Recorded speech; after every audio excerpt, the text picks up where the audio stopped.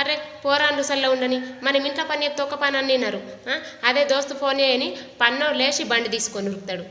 నిన్న నుంచి తలిగిన మా తమ్ముడికి, అరే లెవ్వురాగి ఫిల్టర్ నీళ్ళు అయిపోయినాయి తీసుకురారా అని అన్న. తేనెం లేడు.